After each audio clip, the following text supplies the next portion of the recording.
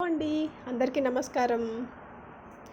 నేను ఏ రోజైతే నా కోసం ఫస్ట్ మొబైల్ కొనుక్కున్నానో ఆ రోజైతే ఎంత ఆనందపడ్డానో అసలు.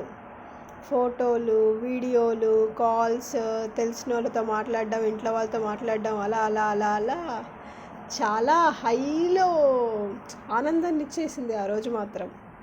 ఇంకా ఆఫీస్ ల్యాప్టాప్ వచ్చిన రోజు, అంటే నేను ఫస్ట్ టైం వర్కింగ్ స్టార్ట్ చేసిన రోజు ఆఫీస్ ల్యాప్టాప్ వాళ్ళు ఇచ్చినప్పుడు, అలాగే నేను ఒక ల్యాప్టాప్ కొనుక్కున్న రోజైతే ఎంత ఆనందపడ్డానంటే, నేను ఇప్పుడు ఎక్కడికి వెళ్ళే అవసరం లేదు. ల్యాప్టాప్ కోసం నా పనులు ఏమైనా చేసుకోవడం కోసం ఎవరిని ఏమీ అడిగే అవసరం లేదు, నా చేతిలోనే ఉంది అని చాలా హ్యాపీగా ఫీల్ అయ్యాను.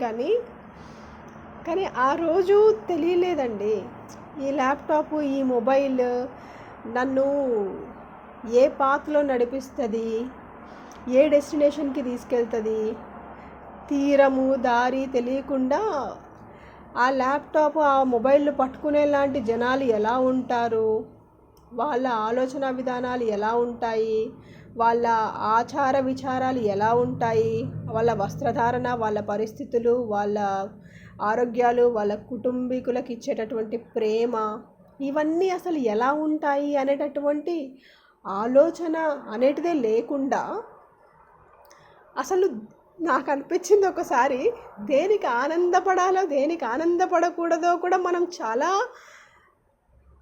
శ్రద్ధ పెట్టుకొని, కరెక్ట్గా తెలుసుకొని, కరెక్ట్గా ఎవాల్యుయేట్ చేసుకొని మనం ఆనందపడాలండి. ఎందుకంటే మనకి ఒకరోజు ఏదైతే మనకి అమితమైన ఆనందం ఇస్తుందో అది కొద్ది రోజులు, కొన్ని నెలలు, కొన్ని సంవత్సరాలు ముందుకు గడిచే కొద్దీ మన ఆనందాన్ని, మన ప్రశాంతతని, మన నిద్రని, మన ఆరోగ్యాన్ని మొత్తం శూన్యం చేసేస్తుందో అప్పుడు ఏమనిపిస్తుందో తెలుసా? నాకు ఫస్ట్ అసలు దేనికి ఆనందపడాలి, ఏది నిజమైనది, ఏది మంచి చేసేటిది, ఏది మంచిది కాదు అని తెలుసుకొని దానికి ఆనందపడాలి అనేటటువంటి జ్ఞానాన్ని సంపాదించుకున్నానండి నేను. కొన్నిసార్లు మొబైల్ ల్యాప్టాప్ పట్టుకొని ఉన్న కారణంగా నా సొంత వాళ్ళకి సహాయం చేయలేనటువంటి పరిస్థితి, నా సొంత వాళ్ళకి నేను టైం ఇవ్వలేనటువంటి పరిస్థితి, నాకు జన్మనిచ్చిన వాళ్ళకి కూడా ఒక రవ్వ నేను నా సపోర్ట్ ఇవ్వలేనటువంటి పరిస్థితి. ఇదెందుకు అని అంటే, మొబైల్ ల్యాప్టాప్ కారణంగా ఏదైతే ఇన్కమ్ అయితే జనరేట్ అయ్యిందో, ఏదైతే సంపాదన అయితే పెరిగిందో, ఆ సంపాదన మీద ఆలోచన, వ్యామోహం, ఆ సంపాదనను పెంచుకునేటటువంటి దారులు, ఆ సంపాదనను ఎలా వాడుకోవాలి, ఎలా రెట్టింపు చేయాలనేటటువంటి ప్రణాళికలలో పడిపోయి నన్ను పెంచి పెద్ద చేసిన వాళ్ళకి నష్టం వస్తుందా, కష్టం వస్తుందా, వాళ్ళని ఇబ్బంది పెడుతున్నానా, వాళ్ళని బాధ పెడుతున్నానా, వాళ్ళని అసలు చూసుకుంటున్నానా, వాళ్ళకి నన్ను కనీ పెంచింత పెద్దదాన్ని చేసిన వాళ్ళకి నేను అసలు ఎక్కడ ఏ సపోర్ట్ ఇవ్వాలి అనేటటువంటి ఆలోచనను కూడా మర్చిపోయానండి ఒక దగ్గర. నాలాగే లక్షల కోట్ల మంది ఉన్నారు ఈ జనరేషన్లో. వాళ్ళ తల్లిదండ్రులను చూసుకునేటటువంటి పరిస్థితి లేదు, వాళ్ళ ఆరోగ్యాన్ని చూసుకునేటటువంటి పరిస్థితి లేదు, వాళ్ళ భార్య పిల్లల్ని చూసుకునేటటువంటి టైం లేదు. పరిగెడుతున్నాం, అందరం ఫాస్ట్ జనరేషన్, ఫాస్ట్గా గ్రాస్ప్ చేసుకోవాలి, ఫాస్ట్గా లెర్న్ చేసుకోవాలి, ఫాస్ట్గా ముందుకెళ్ళిపోవాలి, ఫాస్ట్గా అవుట్పుట్లు కావాలి. పరిగెడుతున్నాం. ఎందుకు పరిగెడుతున్నామో తెలీదు.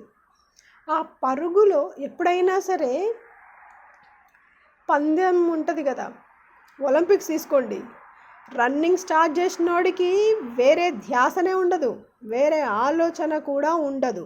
ఎక్కడ పరుగు మొదలు పెట్టామా, ఒక గెలిచామా అనేంత వరకు పరిగెడుతూనే ఉంటాడు.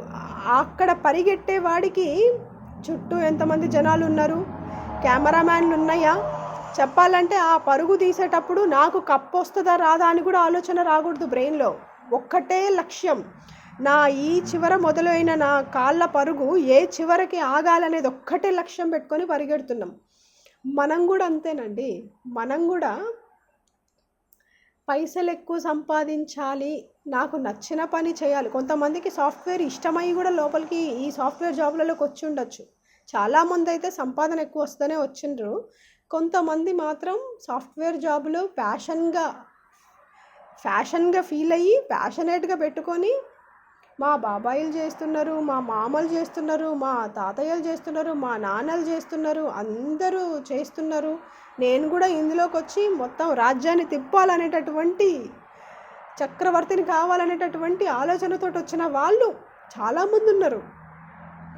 కానీ వాళ్ళకి తెలియని విషయం ఏంటి అని అంటే, మన చేతిలో ఉన్న ఈ ల్యాప్టాప్ అనేటిది మన ఆరోగ్యాన్ని, మన కంటి చూపుని మొత్తం సర్వనాశనం చేసేటందుకు వచ్చింది.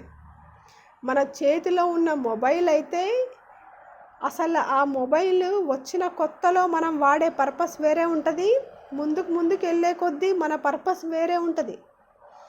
మనం మొత్తం ఎట్లయిపోతామంటే తెలియకుండానే ఒక విధమైన ట్రాన్సాక్షనల్ పర్సన్ అయిపోతాం. మనం ఒక మనిషి తీరుగా ఉండలేనటువంటి ఆలోచన విధానాన్ని ఈ మొబైల్, ఈ ల్యాప్టాప్, ఈ సంపాదన తీసుకొస్తున్నాయి. మనం ఎప్పుడైతే మొదలు పెట్టామో ఈ మొబైల్ని ఎక్కువ వాడటము, ఈ సంపాదనకి ఆ సంపాదనకి, కథమింగా అయిపోయింది మన జీవితం. అక్కడి వరకు ఎప్పుడైతే మనకి ఈ ఎక్కువ దారులలో సంపాదించుకోవాలనేటటువంటి ఆలోచన రాకుండా ఎక్కడి వరకైతే మనకి ఏదైతే వస్తుందో దాంతో తృప్తి అయితే పడతామో అప్పటి వరకే మనకి ప్రశాంతత, అప్పటి వరకే మనకి బేసిక్ నీడ్స్ ఉంటాయి. ఎప్పుడైతే మొబైల్, ల్యాప్టాప్ చేతికి వచ్చి 2-3 దారుల సంపాదన అయితే పెరిగి దాని వెనక పరిగెత్తడం మొదలు పెట్టామో కథం మనకి బేసిక్ నీడ్స్ అనేటివి దూరం అయిపోయాయండి. చాలామందికి దూరం అయిపోయినాయి. మీరు ఇప్పుడు చూడండి, నేను సాఫ్ట్వేర్ జాబ్ చేస్తున్న వాళ్ళ గురించి మాత్రమే మాట్లాడట్లేదు. ఈ బేసిక్ నీడ్స్ విషయానికి వస్తే గవర్నమెంట్ సెక్టార్లలో ఉండి వేరే ఆఫీసులలో పనిచేసే వాళ్ళకి కూడా చాలామందికి నిద్ర సమస్య, చాలామందికి ఆరోగ్య సమస్యలు, చాలామంది తిండి కడుపుకు తినలేనటువంటి సమస్యలు పెరిగిపోయినాయి. ప్రధానంగా అయితే ఈ మొబైల్, ల్యాప్టాప్, ఈ సాఫ్ట్వేర్ ఉద్యోగాలు ఎక్కువ అని చెప్తా నేను.